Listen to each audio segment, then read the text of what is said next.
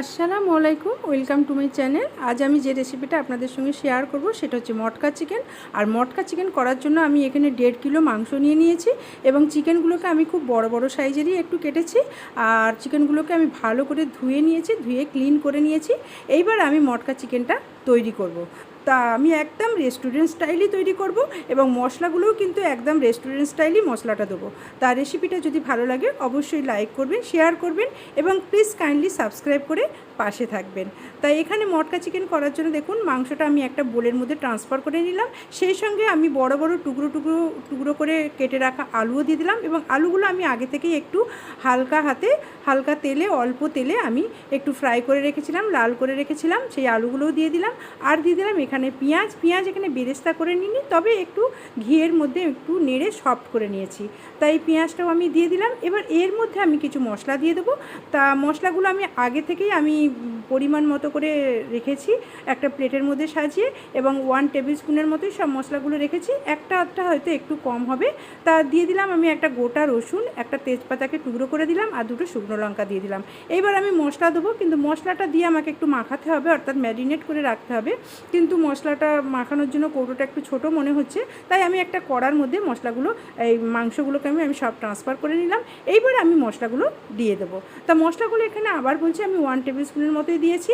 এখানে প্রথমেই আমি দিয়ে দিচ্ছি কাশ্মীরি লাল লঙ্কার গুঁড়ো, এবং কাশ্মীরি লাল লঙ্কার গুঁড়োটা কিন্তু অবশ্যই দিতে হবে, কারণ এতে অত ঝাল হবে না, কিন্তু সেই সঙ্গে সঙ্গে কালারটা কিন্তু খুব সুন্দর আসবে। আর দিয়ে দিচ্ছি একটু গরম মশলা, এবং গরম মশলাটা একটু অল্প করেই আমি দিয়েছি। আর দিয়ে দিচ্ছি এখানে ড্রাই রোস্টেড জিরা পাউডার, আর সেটাও আমার কিন্তু হোমমেড পাউডার। আর দিয়ে দিচ্ছি এখানে আদার পেস্ট, দিয়ে দেবো রসুনের পেস্ট। এগুলো সব 1 টেবিল স্পুন করেই আছে। সেই সঙ্গে দিয়ে দিচ্ছি গোটা মানে কাঁচা জিরে পাউডার, এবং কাঁচা জিরে পাউডারও আমি 1 টেবিল স্পুনের মতো দিয়েছি। আর সেই সঙ্গে দিয়ে দিচ্ছি একটু হলুদের পাউডার, আর দিয়ে দিচ্ছি নুনটা এখানে স্বাদ মতোই আপনারা দিয়ে দেবেন। আমি এখানে আয়োডিনযুক্ত সাদা নুন দিয়েছি। আর দিয়ে দিচ্ছি স্পেশাল মশলা, যে স্পেশাল মশলাটা আমি এর আগেও আপনাদের সঙ্গে শেয়ার করেছি, এবং যে কোনো মাংস রান্না বা যে কোনো সবজিতেও কিন্তু এই স্পেশাল মশলাটা আমি ব্যবহার করতে পারি, এবং করলে টেস্ট মানে রান্নার ফ্লেভারটাই কিন্তু একদম অন্যরকম হয়ে যায়। তাই স্পেশাল মশলাটাও কিন্তু আমি 1 টেবিল স্পুনের মতো দিয়ে দিলাম। সেই সঙ্গে দিয়ে দেবো একটু মাস্টার অয়েল আর ঘি। এখানে আপনারা শুধু ঘিও রান্না করতে পারেন, বা অনলি ফর সরষের তেল বা মাস্টার অয়েলেও রান্না করতে পারেন, কিন্তু আমি ঘি আর সরষের তেলের কম্বিনেশনেই রান্না করলাম। এবং ঘিটা আমি 1 টেবিল স্পুনের থেকে একটু বেশি দিয়েছি, আর সরষের তেলটা কিন্তু 1 টেবিল স্পুনের মতোই দিলাম। এর থেকে আর বেশি তেল এতে লাগবে না, কারণ মাংসতে একটু চর্বিও আছে, সেজন্য এতটা তেল দিলেই কিন্তু যথেষ্ট।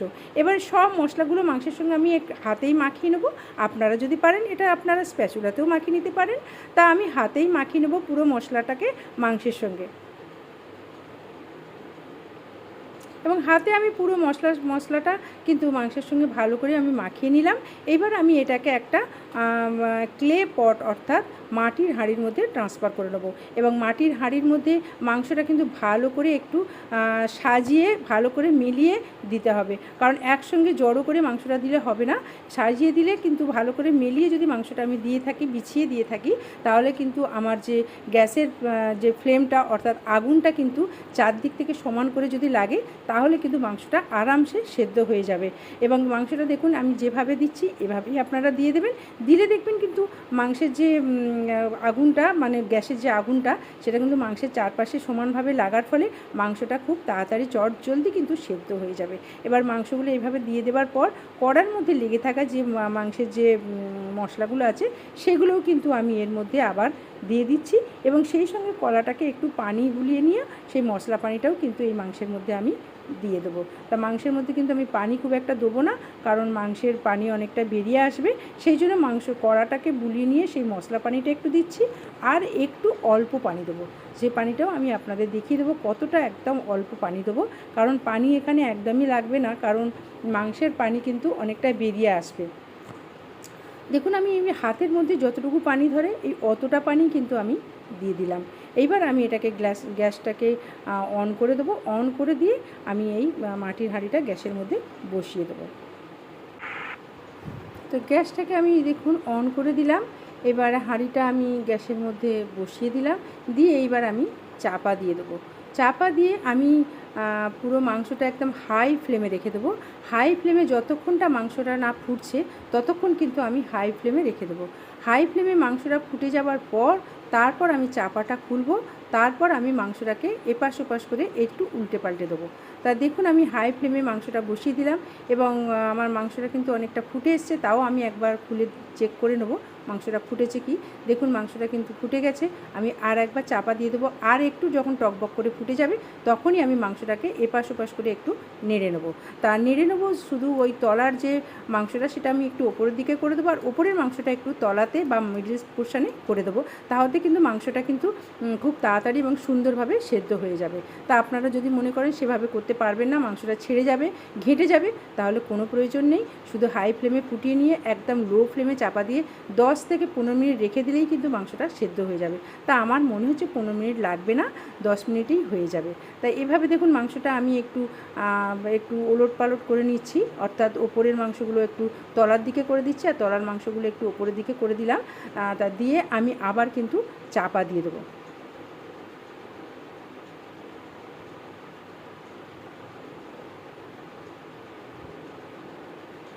এইভাবে কিন্তু হালকা হাতেই করে নিতে হবে। আর যদি মনে করেন যে হালকা হাতে এরকম করে নিতে পারছেন না, কোনো অসুবিধা নেই।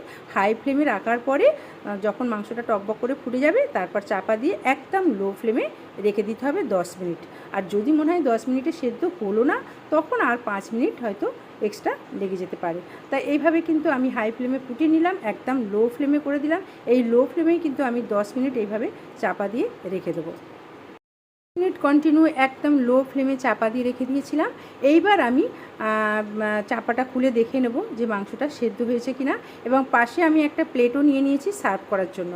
তা মাংসটা আমি আগে স্প্যাচুলা দিয়ে দেখে নেব যে মাংসটা সেদ্ধ হয়েছে কিনা, তারপরে কিন্তু আমি সার্ভ করব। তার কন্টিনিউ কিন্তু এভাবে লো ফ্লেমে চাপা দিয়ে রাখতে হবে, চাপাটা মাঝে না খুললেই ভালো হয়। তা দেখুন আমি স্প্যাচুলা দিয়ে দেখে নিচ্ছি যে মাংসটা সেদ্ধ হয়েছে কিনা। দেখুন কমপ্লিট কিন্তু সেদ্ধ হয়ে গেছে, মাংসের উপরের অংশটা দেখুন উঠে আসছে, অর্থাৎ মাংসটা কিন্তু আমার একদম রান্না হয়ে গেছে, অর্থাৎ সার্ভ করার জন্য উপযুক্ত হয়ে গেছে।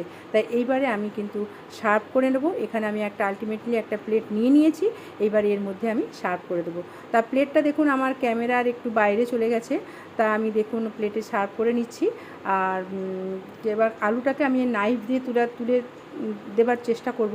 যদি মনে করে নাইফ দিয়ে তোলা হয়ে যাচ্ছে তাহলে মনে করবো আমার আলুটা কিন্তু সেদ্ধ হয়ে গেছে, অর্থাৎ আলুটাও আমার সেদ্ধ হয়ে গেছে এবং মাংসটাও আমার সেদ্ধ হয়ে গেছে। আমি মাংসটা এবার প্লেটে একটা একটা করে আমি সার্ভ করে নিচ্ছি। এর সঙ্গে সঙ্গে একটু গ্রেভিও আমি মাংসের মধ্যে দিয়ে দিচ্ছি। তারপরে আমি দেখাচ্ছি প্লেটটা যে মাংসের কালারটা কত সুন্দর এসছে। দেখুন মাংসের কালারটা আমি সার্ভ করে নেবার পর মাংসের উপরের পোর্শনটা আমি দেখাচ্ছি, কালারটাও সুন্দর এসছে, সেই সঙ্গে সঙ্গে আমার যে গ্রেভিটাও ভালো হয়েছে এবং ওপরের তেলটাও কত সুন্দর উঠে এসছে।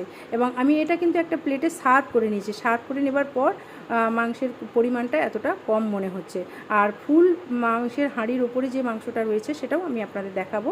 তা প্লেটটা তার আগে দেখিয়ে দিচ্ছি। দেখুন প্লেটে মাংসটা রাখার জন্য দেখুন একদম মাংসটা একটুও কিন্তু ছেড়ে যায়নি, আর আলুগুলোও কিন্তু একদম গলে যায়নি বা ছেড়ে যায়নি, মেখে যায়নি। এবার আলুগুলোও কিন্তু একদম সুন্দর আছে এবং মাংসের পিসগুলোও খুব সুন্দর উঠে এসছে। আর হাঁড়িটাকেও আমি দেখাচ্ছি, দেখুন হাঁড়ির মধ্যে যে তেলটা উঠে এসছে, তেলটাও খুব সুন্দর উঠে এসছে এবং মাংসটাও খুব সুন্দর রেডি হয়ে গেছে। তার রেসিপিটা যদি ভালো লাগে অবশ্যই ট্রাই করবেন, বানাবেন, খাবেন এবং টেস্ট কীরকম হলো আজিমার রান্নাঘরের কমেন্ট সেকশনে অবশ্যই জানাবেন। Thank you for watching this video.